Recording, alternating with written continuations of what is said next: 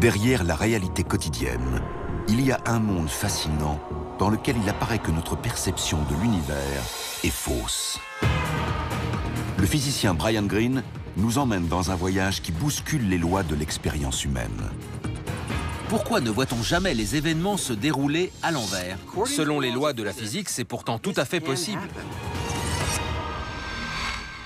Cet autre monde transparaît quand on explore les phénomènes les plus extrêmes du cosmos. Des trous noirs, au Big Bang ou au cœur même de la matière. Je vais prendre la même chose que lui. Ici, il se pourrait que notre univers soit une réalité parallèle parmi d'autres, que le monde en 3 dimensions ne soit qu'un mirage, et que la distinction entre passé, présent et futur soit une illusion. Mais comment est-ce possible? Comment pouvons-nous nous tromper à ce point sur quelque chose de si familier? Si ça nous ennuie, évidemment. Aucun principe inscrit dans les lois de la nature ne dit que les physiciens théoriciens devraient être contents.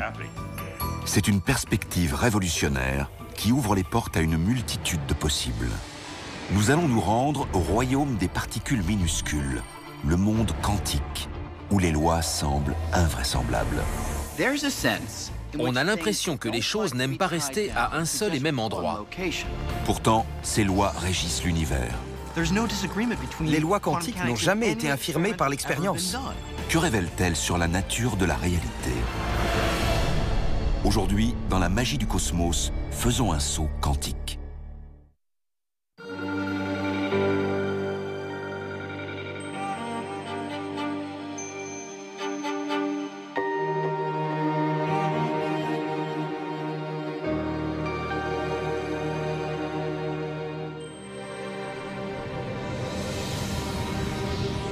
Depuis des milliers d'années, nous essayons de comprendre les mystères du fonctionnement de l'univers. Jusque-là, nous avons déjà réussi à énoncer un ensemble de lois qui décrivent les mouvements prévisibles des galaxies, des étoiles et des planètes. Mais aujourd'hui, nous savons qu'à un niveau fondamental, les choses sont beaucoup plus floues, car nous avons découvert des principes nouveaux et révolutionnaires qui ont radicalement transformé notre vision de l'univers.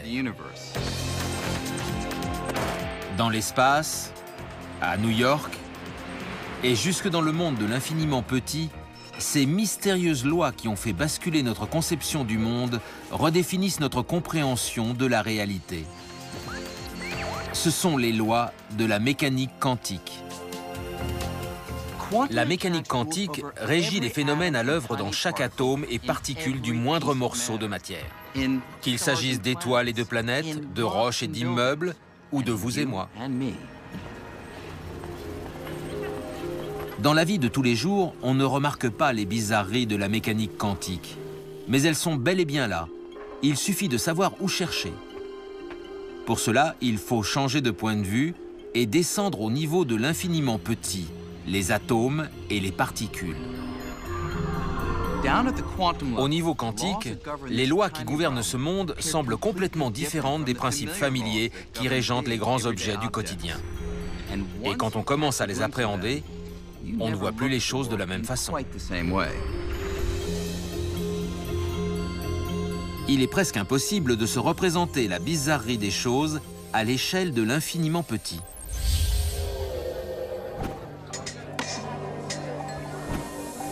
Mais que se passerait-il si on pouvait faire un tour dans un endroit régi par les lois quantiques et où les personnes et les objets se comportent comme des atomes et des particules? On en prendrait plein les yeux. Parce qu'ici, les objets font des choses complètement dingues. Dans l'univers quantique, on a le sentiment que les choses n'aiment pas rester à un seul et même endroit, ou suivre une seule direction. C'est comme si elles étaient à plusieurs endroits en même temps.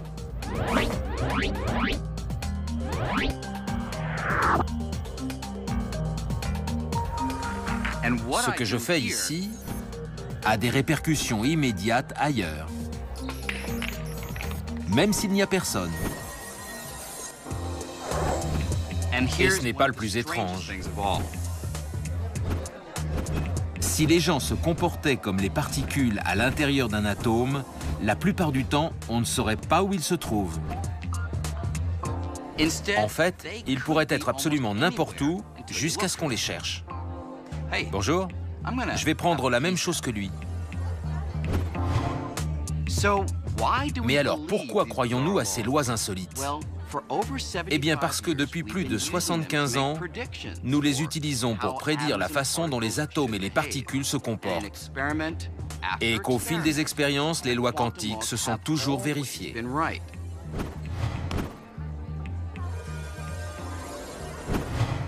C'est la meilleure théorie. Ces lois ont été démontrées par des milliards de preuves. Elles ont confirmé un nombre incalculable de prédictions bizarres. Les principes quantiques n'ont jamais été infirmés par l'expérience. Les lois quantiques sont plus simples à appréhender au niveau de l'infiniment petit, comme les atomes. Mais n'oublions pas une chose, je suis fait d'atomes, tout comme vous, et comme absolument tout ce que nous voyons autour de nous. Alors, aussi curieux soit-il, ces principes ne s'appliquent pas seulement aux petites choses, mais aussi à la réalité.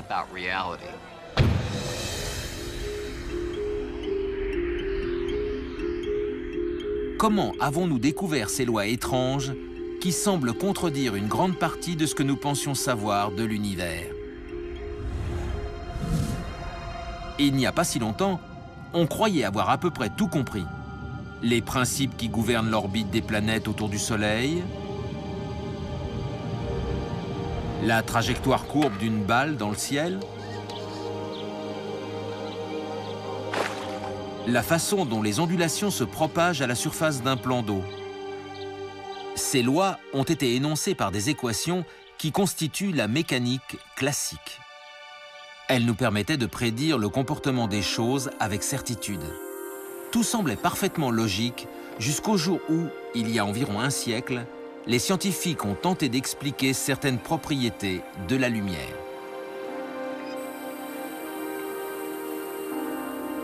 Par exemple, le type de lumière émise par des gaz chauffés dans une éprouvette en verre. En observant cette lumière à travers un prisme, les chercheurs ont été sidérés. À travers un prisme, on a constaté qu'elle formait des raies. Pas un spectre continu comme celui qu'un coin de verre projette sur une table, mais des raies extrêmement nettes. Ce n'était pas un spectre qui se fondait comme celui d'un arc-en-ciel, mais des lignes bien délimitées de couleurs différentes. C'était un vrai mystère pour les chercheurs.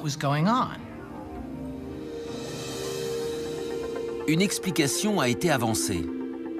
Elle émanait d'un groupe de scientifiques aux idées novatrices qui, au début du XXe siècle, tentaient d'analyser la nature fondamentale du monde physique. L'un des plus intuitifs d'entre eux était Niels Bohr, un physicien danois qui adorait débattre en jouant au ping-pong. Bohr était convaincu que la réponse à ce mystère se trouvait au cœur de la matière, dans la structure de l'atome. Dans sa vision, les atomes ressemblent à de mini-systèmes solaires, avec des particules encore plus infimes, les électrons, tournant en orbite autour d'un noyau. Un peu comme les planètes orbitent autour du Soleil. Mais selon lui, à la différence du système solaire, les électrons ne peuvent pas se trouver sur n'importe quelle orbite, mais seulement sur des orbites bien spécifiques. C'était une idée qui allait à l'encontre des théories admises. Les électrons ne pouvaient être que sur des orbites déterminées, et uniquement celles-là. Bohr postule que lorsqu'on chauffe un atome, ces électrons deviennent excités et sautent d'une orbite fixe à une autre. À chaque saut vers une orbite de niveau d'énergie inférieur, de l'énergie est libérée sous la forme d'un rayonnement lumineux avec une longueur d'onde très précise. C'est pour cela que les atomes émettent une couleur spécifique, et c'est de là que vient l'expression « saut quantique ». Sans le saut quantique, on aurait une couleur mal définie, émise par un atome passant d'un état excité à désexcité. Or, au contraire, on observe des rouges et des verts très francs. C'est grâce au saut quantique que les couleurs sont très franches. Ce qui est surprenant là-dedans, c'est que l'électron passe directement d'une orbite à une autre, apparemment sans traverser l'espace qui les sépare. Un peu comme si Mars sautait brusquement de son orbite à celle de Jupiter. Pour Bohr, le saut quantique résulte d'une propriété fondamentale et totalement bizarre des électrons dans les atomes. Ils émettent ou absorbent des paquets d'énergie indivisibles, des quantités minimum spécifiques appelées quanta. C'est pour cela que les électrons ne peuvent occuper que des orbites spécifiques. Un électron doit être ici ou là, pas entre les deux. Ça ne ressemble à rien de ce qu'on peut observer. Pensez à votre quotidien. Quand on mange, est-ce que la nourriture est sous forme de quanta? Faut-il se servir une quantité minimum déterminée? Non. Mais l'énergie des électrons dans un atome est quantifiée. C'est un phénomène extrêmement mystérieux. Pourtant, les expériences ont bientôt montré que Bohr avait raison. Les électrons obéissent à un ensemble de lois différents de celui qui régit les planètes ou les balles de ping-pong.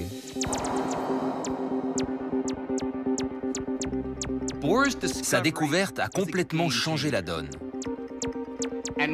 Mais cette conception nouvelle de l'atome a mis Bohr et ses collègues en porte-à-faux avec les théories physiques communément admises.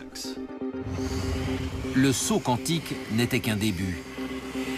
Par ses idées révolutionnaires, Bohr s'est très vite opposé à l'un des plus grands physiciens de tous les temps. Albert Einstein n'avait pas peur de la nouveauté. Mais dans les années 1920, le monde de la mécanique quantique a pris une direction qu'il n'avait pas envie de suivre, car elle divergeait nettement des prédictions absolues et définitives qui caractérisaient la physique classique. Si on avait demandé à Einstein ce qui distingue la physique d'une forme de spéculation oiseuse, il aurait répondu « Nous pouvons prévoir les choses avec certitude. » La mécanique quantique leur a en quelque sorte tiré le tapis sous les pieds. La célèbre expérience de la double fente montre de façon particulièrement imagée les mystères de la physique quantique. Mais si vous aspirez à une description de la réalité qui se fonde sur des certitudes, attendez-vous à voir vos attentes voler en éclats.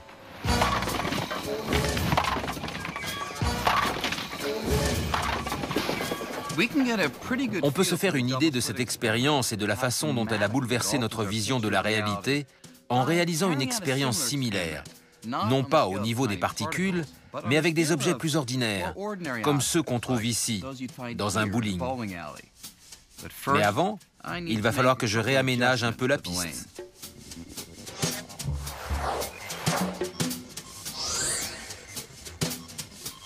Normalement, si je fais rouler plusieurs boules sur la piste, soit elles seront arrêtées par la plaque, soit elles passeront par une des fentes et iront frapper l'écran placé derrière.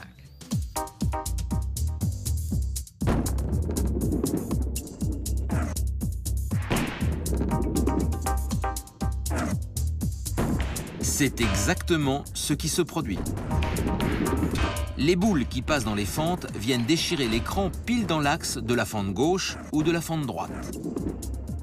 L'expérience de la double fente ressemble à ça, sauf qu'au lieu de boules de bowling, on utilise des électrons qui sont des milliards de fois plus petits. On peut les représenter par ces boules plus petites.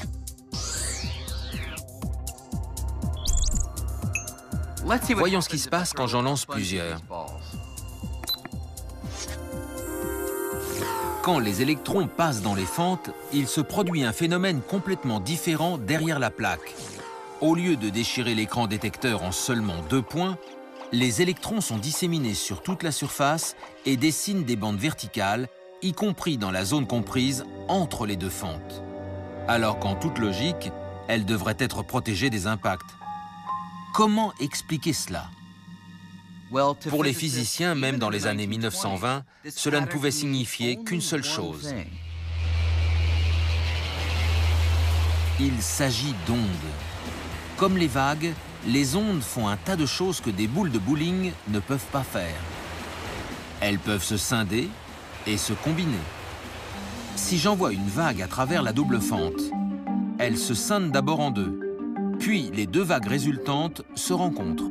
Les crêtes et les creux de chacune d'elles se combinent. Deux crêtes qui se rencontrent forment une crête plus grande. Deux creux qui se rencontrent, un creux plus grand. Et quand une crête et un creux se rencontrent, ils s'annulent. Si on traduit la hauteur du niveau d'eau par des points plus ou moins brillants sur l'écran, les crêtes et les creux créent une succession de bandes. C'est ce qu'on appelle une figure d'interférence. Mais les électrons sont des particules. Alors comment peuvent-ils dessiner cette figure? Comment un seul électron peut-il produire le même schéma qu'une onde? Une particule est une particule. Une onde est une onde. Comment une particule peut-elle être une onde? Ou alors, on abandonne l'idée que c'est une particule. Ah, ce truc que je prenais pour une particule est une onde. Une vague n'est pas une particule.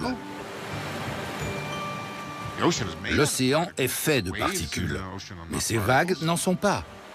Les cailloux ne sont pas des vagues, ce sont des cailloux. Un caillou est un type de particule, une vague est un type d'onde. Et voilà qu'on vient vous expliquer qu'un caillou, c'est la même chose qu'une vague. Quoi? Dans les années 1920, la première fois que cette expérience a été réalisée, les scientifiques ont eu du mal à comprendre le comportement des électrons. Certains se demandaient si un électron en mouvement pouvait s'étaler à la façon d'une onde. Le physicien Erwin Schrödinger a formulé une équation qui semblait décrire le phénomène. Schrödinger a considéré que cette onde était la description d'un électron étalé. Un électron qui, pour une raison X, est devenu diffus, qui n'est plus un point, mais une tache. Ça a donné lieu à de nombreux débats. Finalement, c'est un physicien du nom de Max Born qui a proposé une explication totalement inédite. Born a dit que l'onde n'était pas un électron étalé, ni quoi que ce soit d'autre de connu de la science. Pour lui, il s'agissait d'une chose très curieuse, une onde de probabilité. C'est l'amplitude d'une onde à une position donnée qui prédit la probabilité que l'électron se trouve à cette position. Une amplitude élevée ne veut pas dire c'est là que se trouve l'électron, mais c'est là qu'il a le plus de chances de se trouver. C'est très étrange. Ça semble indiquer que l'électron est une multitude de possibilités. On n'a pas le droit de demander où est l'électron, là, tout de suite. Mais on a le droit de demander, si je cherche l'électron dans cette portion de l'espace, quelle est la probabilité que je le trouve là? C'est un vrai casse-tête. Aussi étrange soit-elle, cette nouvelle manière de décrire le mouvement de particules comme les électrons est parfaitement juste. Quand je lance un seul électron, je ne peux jamais prédire où il va atterrir. Mais si j'utilise l'équation de Schrödinger pour trouver l'onde de probabilité de l'électron, je peux prédire avec une assez grande certitude qu'en jetant un nombre suffisant d'électrons, 33,1% d'entre eux se retrouveront ici, 7,9% là, et ainsi de suite. D'innombrables expériences ont confirmé ce type de prédiction. Par conséquent, les équations de la mécanique quantique s'avèrent étonnamment précises, dès lors qu'on accepte qu'il s'agit seulement de probabilités.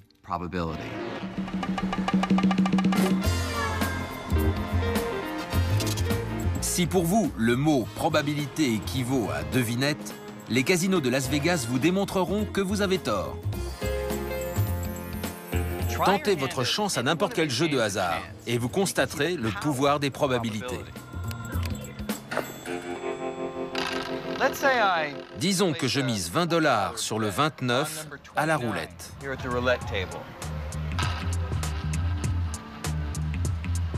Le casino ignore totalement si je vais gagner cette fois-ci, ou la prochaine, ou la suivante. 1. Mais il sait que la probabilité que je gagne à ce jeu est de 1 sur 38. 21.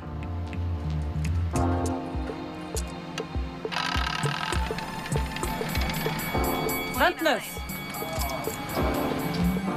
Alors même si je gagne de temps en temps, à long terme, le casino ramasse toujours plus qu'il ne perd. Les casinos n'ont pas besoin de connaître le résultat de chaque main, de chaque lancer de dés et de chaque tour de roulette. Les casinos savent que sur des milliers de résultats, ils seront gagnants et peuvent prédire avec une précision remarquable combien de fois ils le seront. D'après les lois de la mécanique quantique, le monde tout entier est un jeu de hasard. Toute la matière qui constitue l'univers est faite d'atomes et de particules subatomiques gouvernées par la probabilité et non par la certitude. La nature est décrite par une théorie intrinsèquement probabiliste. Mais c'est absolument contraire à l'intuition, et la plupart des gens ont du mal à l'accepter. Einstein ne faisait pas exception. Il ne pouvait pas croire que la nature fondamentale de la réalité était déterminée par le hasard. Einstein ne pouvait pas l'accepter. Il a dit « Dieu ne joue pas aux dés ». Il détestait l'idée qu'on ne puisse pas affirmer avec certitude telle ou telle chose se produit. Beaucoup d'autres physiciens ont en revanche été séduits par la probabilité, car les équations de la mécanique quantique leur permettaient de prédire le comportement de paquets d'atomes et de particules microscopiques avec une précision surprenante. Ce qui s'est traduit rapidement par plusieurs inventions majeures. Le laser, le transistor, le circuit intégré et toute l'électronique. Si la mécanique quantique se mettait brusquement en grève, pratiquement toutes nos machines tomberaient en panne. Les équations quantiques ont aidé les ingénieurs à concevoir des interrupteurs minuscules qui dirigent le flot d'électrons et contrôlent tous les ordinateurs, les caméras numériques et les téléphones. Les diodes, les transistors, tous les composants sur lesquels repose notre technologie de l'information et notre quotidien fonctionnent grâce à la mécanique quantique. Sans la mécanique quantique, on se retrouverait en plein Moyen-Âge. Plus sérieusement, sans elle, on se retrouverait au 19e siècle avec les machines à vapeur, le télégraphe. La mécanique quantique est la théorie la plus remarquable que les physiciens aient jamais découverte. Et pourtant, on n'est toujours pas d'accord sur sa signification et ce qu'elle nous apprend sur la nature de la réalité. Malgré tous ces triomphes, la mécanique quantique reste extrêmement mystérieuse. Elle fait marcher un tas de choses, mais on n'a toujours pas répondu aux questions fondamentales soulevées par Albert Einstein dans les années 1920 et 1930. Des questions sur la probabilité et la mesure, autrement dit, l'observation. Pour Niels Bohr, l'acte de mesurer changeait tout, et donc, tant qu'on n'avait pas mesuré ou observé une particule, ses caractéristiques étaient incertaines. Reprenons l'expérience de la double fente avec un électron. Avant que l'écran détecteur ne localise sa position, l'électron peut se trouver presque n'importe où. Les possibilités sont innombrables.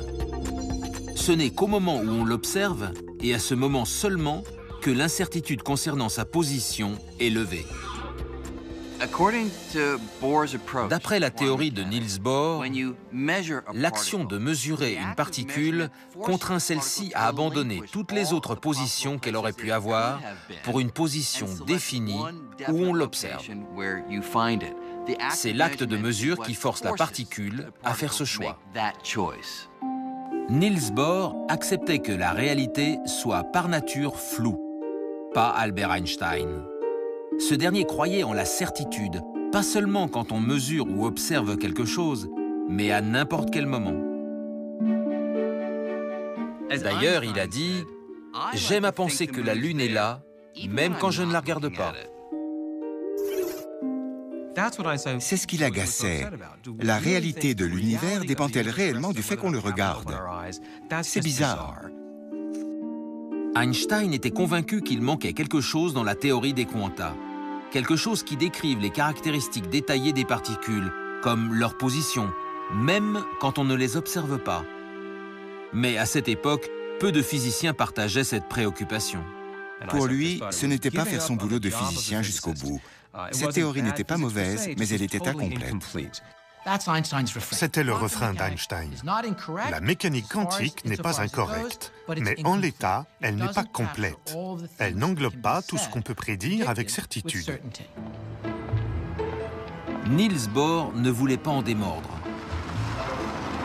Et quand Einstein décrétait « Dieu ne joue pas au dé », il lui rétorquait « Cessez de dire à Dieu ce qu'il doit faire ». Puis, en 1935, Einstein a cru avoir trouvé le talon d'Achille de la mécanique quantique. Un phénomène si contraire à toute intuition logique de l'univers que cela pourrait, d'après lui, enfin prouver que cette théorie était incomplète. Ce talon d'Achille s'appelait l'intrication quantique. La prédiction la plus bizarre, la plus absurde, la plus folle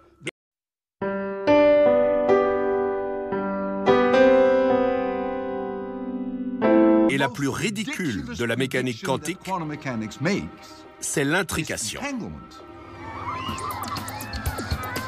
L'intrication est une prédiction théorique issue des équations de la mécanique quantique. Deux particules peuvent devenir intriquées si elles sont proches et que leurs propriétés deviennent corrélées. Et bizarrement, la mécanique quantique dit que même si on sépare ces particules, qu'on les envoie chacune dans une direction opposée, elles resteront inextricablement liées. Pour comprendre à quel point cette idée est farfelue, nous allons étudier une des caractéristiques des électrons, le spin. Contrairement à la rotation d'une toupie, le spin d'un électron, comme c'est le cas d'autres grandeurs quantiques, est en général totalement flou et incertain, jusqu'au moment où on le mesure. Et à ce moment-là, on constate que l'électron tourne soit dans le sens des aiguilles d'une montre, soit dans le sens contraire. C'est un peu comme cette roue. Quand elle s'arrête, le curseur va se trouver au hasard sur le rouge ou sur le bleu.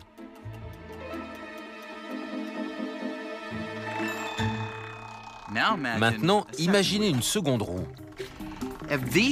Si ces deux roues se comportaient comme des électrons intriqués, à chaque fois que l'une s'arrêterait sur le rouge, l'autre tomberait systématiquement sur le bleu. Et inversement.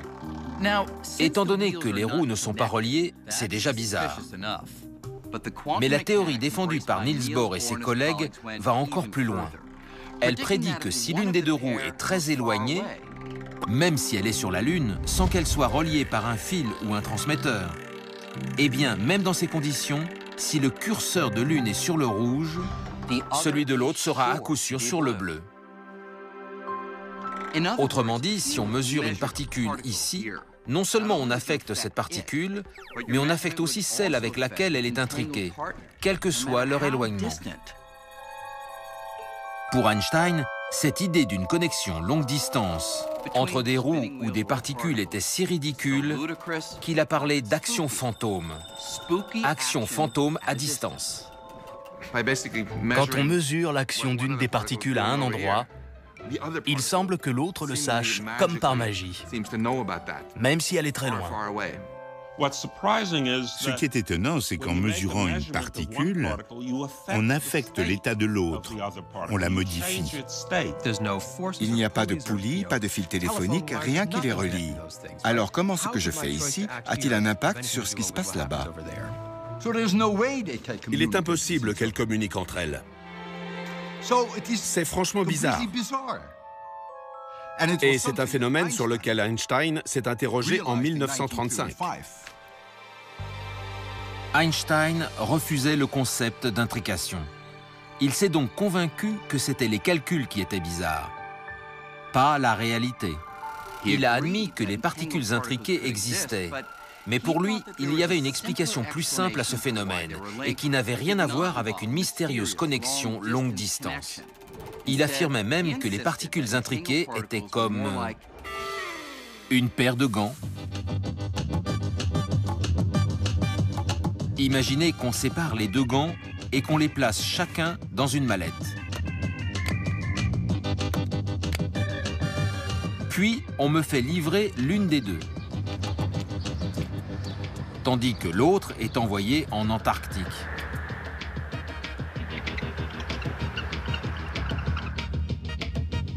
Merci. Avant d'ouvrir ma mallette, je sais que j'ai soit le gant gauche, soit le gant droit. Et une fois la mallette ouverte, si le gauche est à l'intérieur, alors à cet instant, je sais que la mallette en Antarctique contient forcément le droit, même si personne ne l'a encore ouverte. Il n'y a rien de mystérieux là-dedans. De toute évidence, en regardant dans ma mallette, je n'ai pas affecté l'un ou l'autre gant. La mienne a toujours contenu le gauche, et celle en Antarctique a toujours contenu le droit. C'était déterminé depuis l'instant où les deux gants ont été séparés. Pour Einstein, c'était exactement la même chose avec les particules intriquées. Quelle que soit la configuration des électrons, chacune est entièrement définie à partir du moment où ils se séparent. Alors, qui avait raison? Bohr, pour qui l'état aléatoire des particules, comme celui des roues de loterie, était lié, même si elles étaient à une grande distance l'une de l'autre? Ou Einstein, persuadé qu'il n'existait pas de lien fantôme, mais que tout était déjà déterminé avant même qu'on ne l'observe?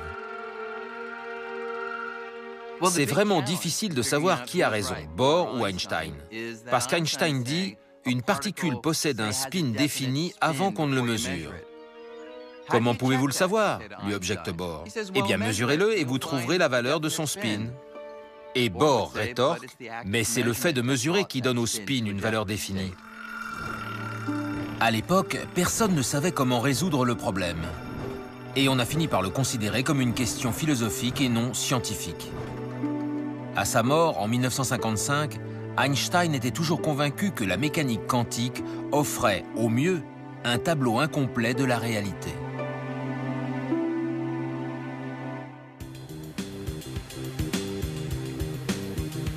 En 1967, à l'université de Columbia, c'est une figure plutôt inattendue qui prend le relais de la croisade que menait Einstein.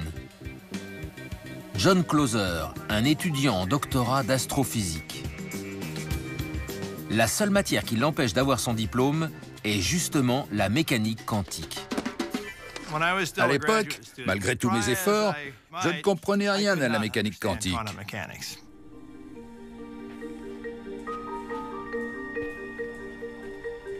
John Clauser se demande si Einstein n'était pas dans le vrai lorsqu'il tombe sur un élément décisif.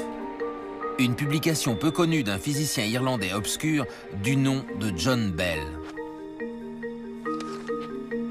Celui-ci semble avoir trouvé un moyen de sortir de l'impasse dans laquelle Einstein et Bohr s'étaient enfermés et de résoudre définitivement la question. J'étais convaincu que la théorie quantique était fausse.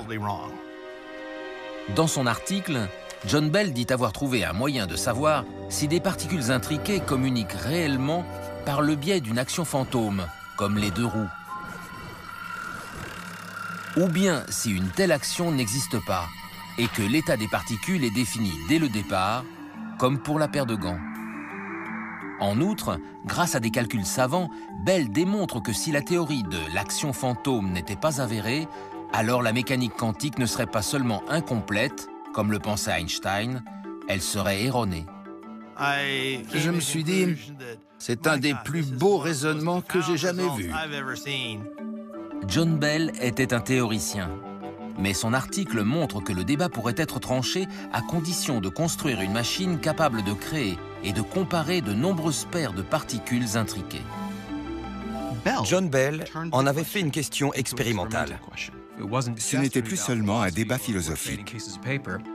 Et son expérience pouvait être réalisée. Cette expérience permettrait enfin de résoudre la question. John Clauser entreprend alors de construire la fameuse machine. À l'époque, je n'étais qu'un thésard, mais je me suis dit, waouh! Il y a peut-être une petite chance que je découvre un résultat qui bouleverserait le monde.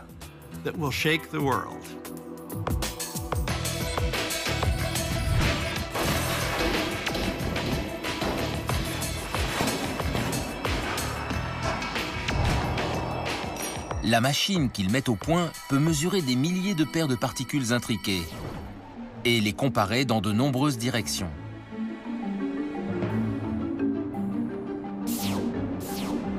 Mais dès les premiers résultats, John Clauser est surpris et contrarié.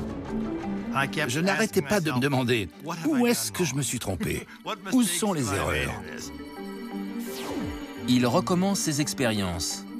Et quelques années plus tard, le physicien français Alain Aspect effectue des tests encore plus sophistiqués, dont un qui cible directement le débat Einstein-Bohr.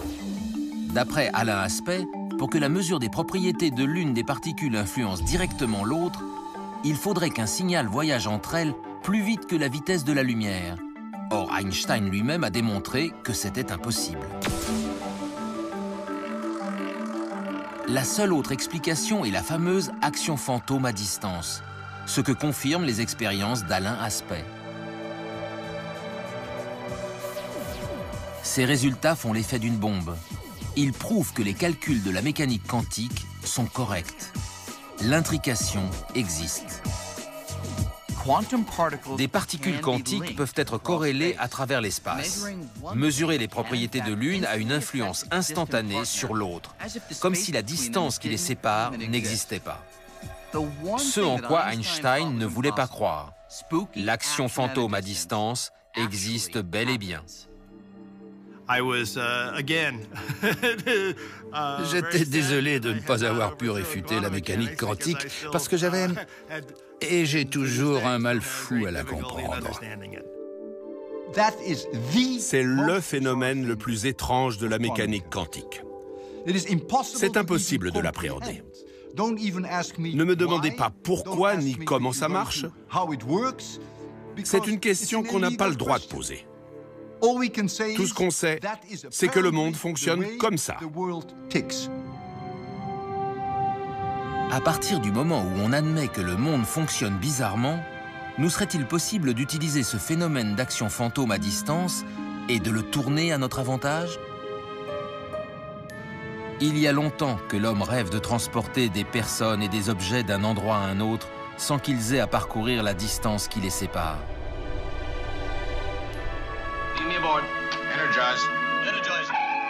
Depuis Star Trek, la téléportation est apparue comme un mode de transport très pratique. Mais ce qui nous semblait jusque-là de la pure science-fiction, serait-il possible grâce à l'intrication? Des scientifiques effectuent des tests ici, sur les îles Canaries, au large des côtes africaines. On fait des expériences aux Canaries parce qu'il y a 2 observatoires ici. Et en plus, le cadre est sympa.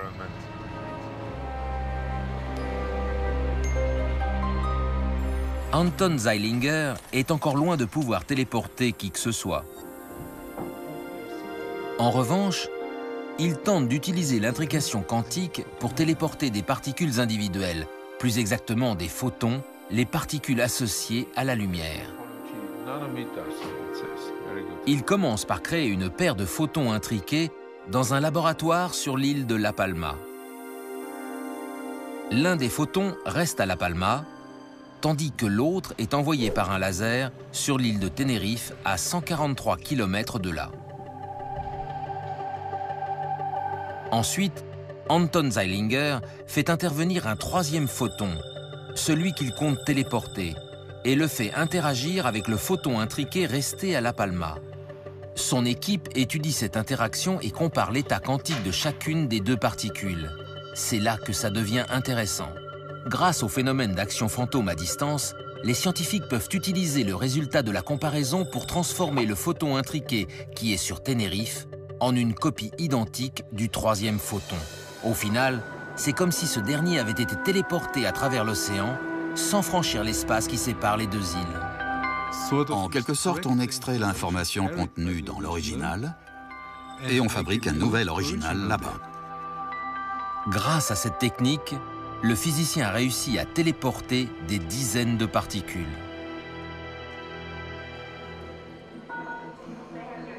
Mais pourrait-on aller plus loin? Puisque nous sommes composés de particules, ce processus permettra-t-il de rendre un jour possible la téléportation humaine?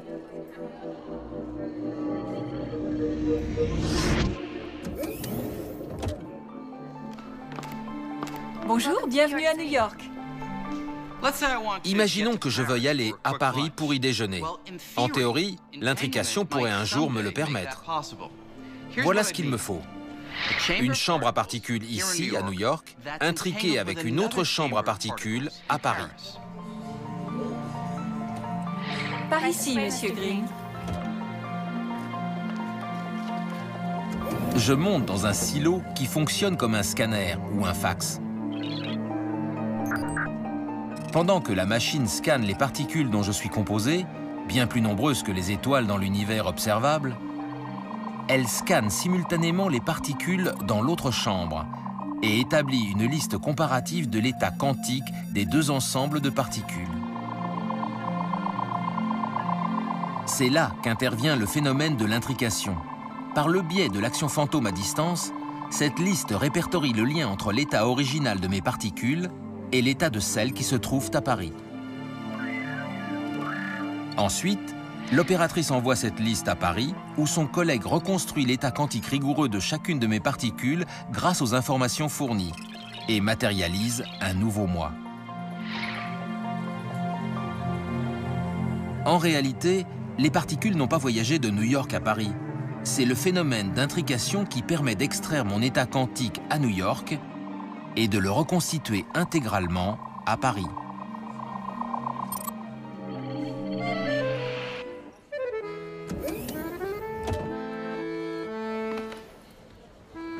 Bonjour, Monsieur Green. Bonjour. Et me voici à Paris, réplique exacte de moi-même. D'ailleurs, il vaudrait mieux, parce que le fait de mesurer l'état quantique de l'ensemble de mes particules à New York a détruit le moi original. Le protocole de téléportation quantique exige que l'objet téléporté soit détruit au cours du processus. Forcément, il y a de quoi être inquiet. Si ça ratait, on finirait sous la forme d'un amas de neutrons, de protons et d'électrons. Pas terrible. Certes, nous sommes encore loin de la téléportation humaine aujourd'hui. Mais cette éventualité soulève une question. Le Brian Greene qui est arrivé à Paris est-il vraiment moi? En fait, il ne devrait pas y avoir de différence entre l'ancien moi à New York et le nouveau moi à Paris. Selon les lois de la mécanique quantique, ce qui fait que je suis moi, ce ne sont pas les particules physiques, mais les informations qu'elles contiennent. Or, celles-ci ont toutes été téléportées, bien que je sois constitué de milliards de particules. C'est une question philosophique profonde. Est-ce l'original ou non qui arrive dans le silo de réception? Si par original, on entend quelque chose qui possède toutes les propriétés de l'original, alors dans ce cas, la réponse est oui. Jamais je n'entrerai dans cette machine. En attendant que la téléportation humaine devienne peut-être une réalité, l'incertitude de la mécanique quantique a une foule d'autres applications potentielles. Au MIT, Seth Lloyd est l'un des nombreux chercheurs qui tentent d'exploiter ses propriétés de façon totalement nouvelle.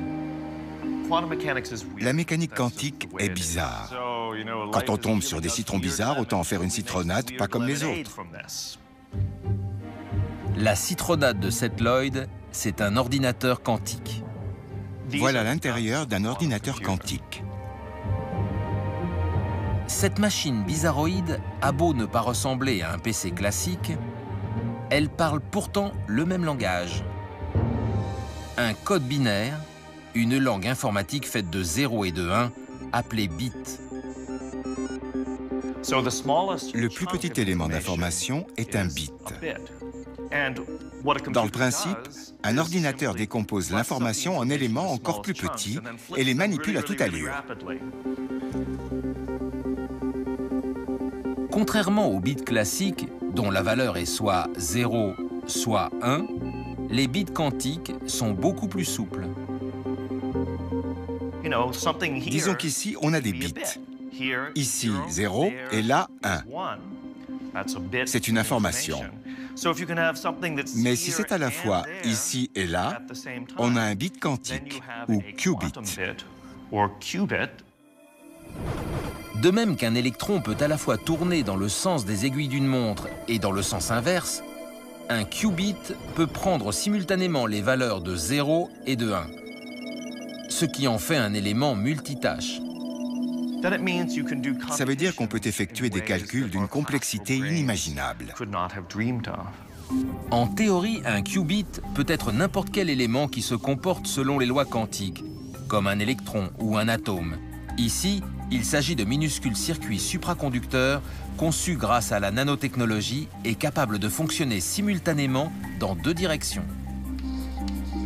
Comme les qubits sont multitâches, notre puissance de calcul pourrait exploser de façon exponentielle si on parvenait à en faire travailler plusieurs ensemble à la résolution d'un problème. Un qubit peut faire deux choses à la fois. 2 qubits, 4 choses à la fois. Et 10 qubits, 1024 choses à la fois. Et 300 qubits pourraient effectuer simultanément plus de choses qu'il n'y a de particules élémentaires dans l'univers. Vous voulez avoir une idée de la puissance d'un ordinateur quantique? Imaginez que je sois perdu dans un labyrinthe végétal.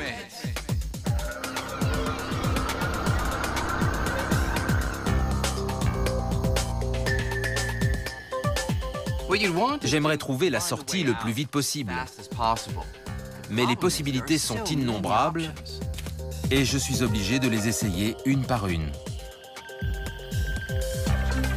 Cela veut dire que je vais me retrouver dans des impasses, finir dans des cul-de-sac et tourner là où il ne fallait pas avant d'avoir un coup de bol et de trouver la sortie. En gros, c'est comme ça que nos ordinateurs résolvent les problèmes. Même s'ils travaillent très vite, ils ne font qu'une seule chose à la fois, tout comme j'essaie les chemins les uns après les autres dans le labyrinthe. Mais si je pouvais tester toutes les possibilités simultanément, ce serait différent. C'est un peu comme ça que fonctionne un ordinateur quantique. Puisque les particules peuvent être à de nombreux endroits simultanément, la machine pourrait vérifier en même temps un nombre considérable de chemins ou de solutions et trouver la bonne en un clin d'œil.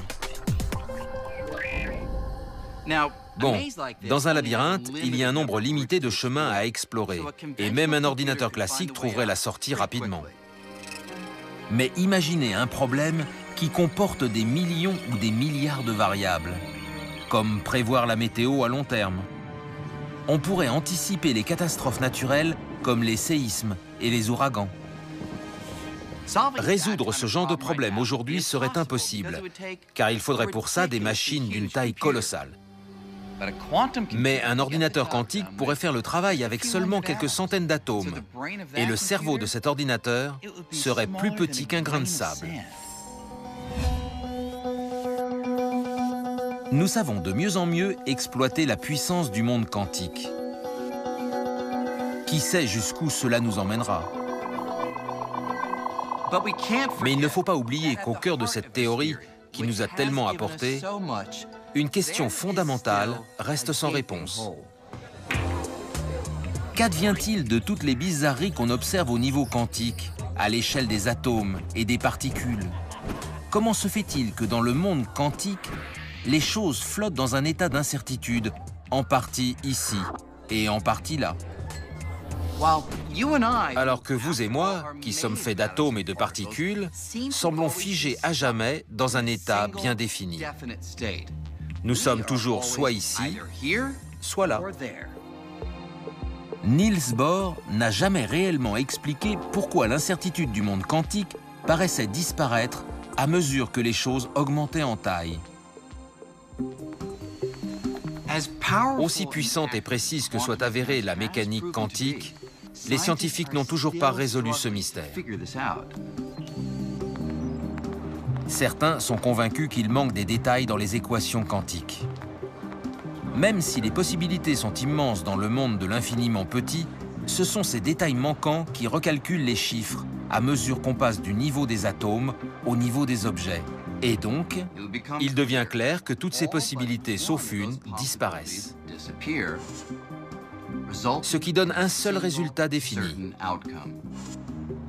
D'autres physiciens pensent que toutes les possibilités qui existent dans le monde quantique ne disparaissent jamais, mais que chaque possibilité trouve son aboutissement. Mais la plupart aboutissent dans des univers parallèles aux nôtres. C'est une idée qui donne le vertige, mais il se pourrait que la réalité dépasse le cadre de l'univers que nous voyons et qu'elle se ramifie constamment en créant des mondes nouveaux où chaque possibilité se matérialise. La mécanique quantique est un territoire encore vierge et nul ne peut prédire où son exploration nous entraînera.